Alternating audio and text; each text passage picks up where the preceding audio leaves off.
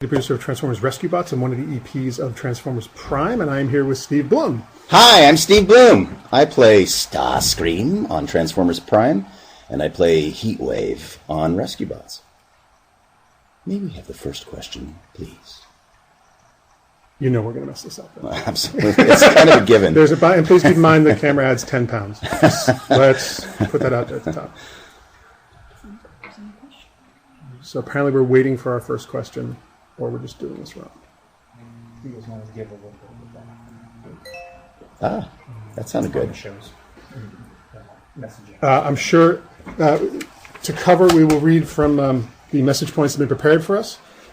Keep in mind that Transformers Prime premieres its second season with the first episode of a special 3-part premiere, 8:30 p.m. Eastern Time on February 18th, which is a week from Saturday.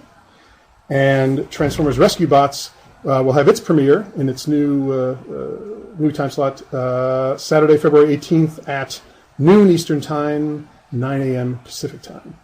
Same day, Saturday, February 18th.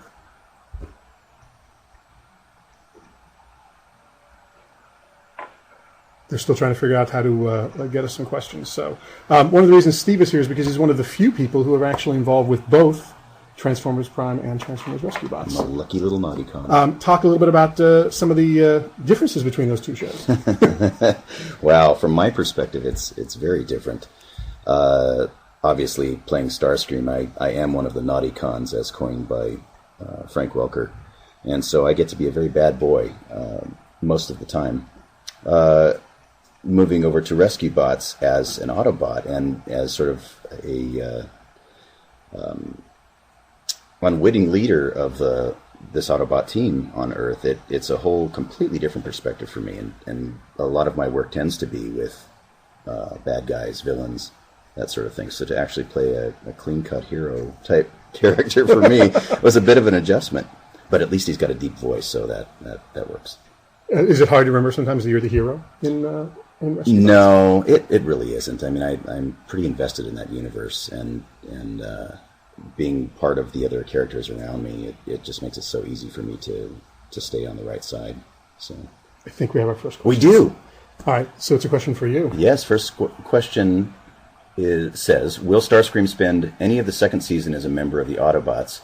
Will he remain independent or come back to join Megatron? Why do people always want us to give away storylines? Well, if I did, you realize there are lasers trained on my temples at this moment, and I will implode all over their nice computer, so I prefer not to answer that. What we can say is the allegiances are always shifting on Transformers Prime. Yes. So there will be lots of back and forth as we did in the first season.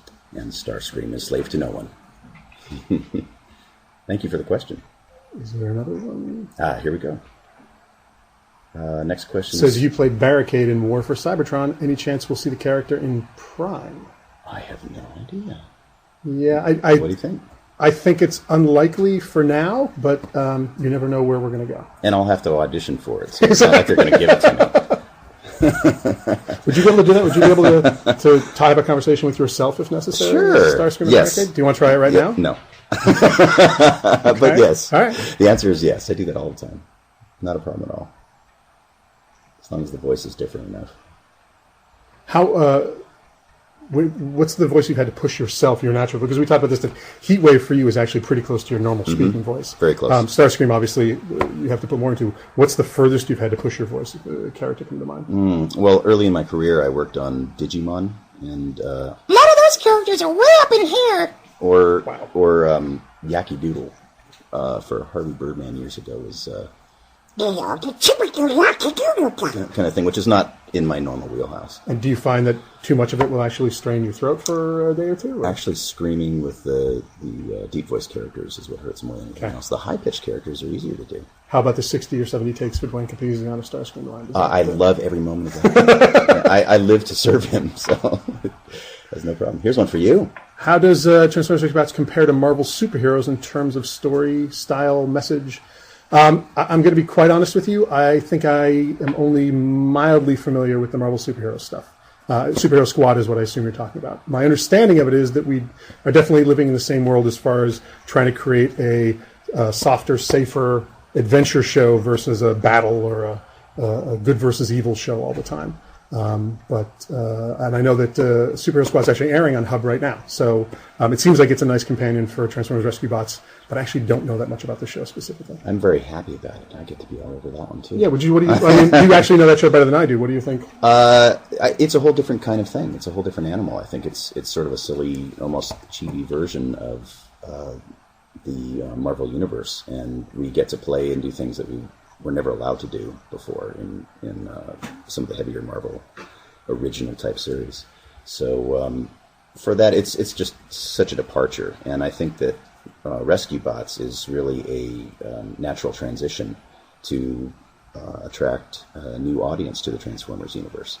And so I think that's kind of where the differences lie. But they're both fun. That's the bottom line. And I would say what Steve said is exactly right. The idea, for us at least, is that the Transformers Prime series is a slightly mature.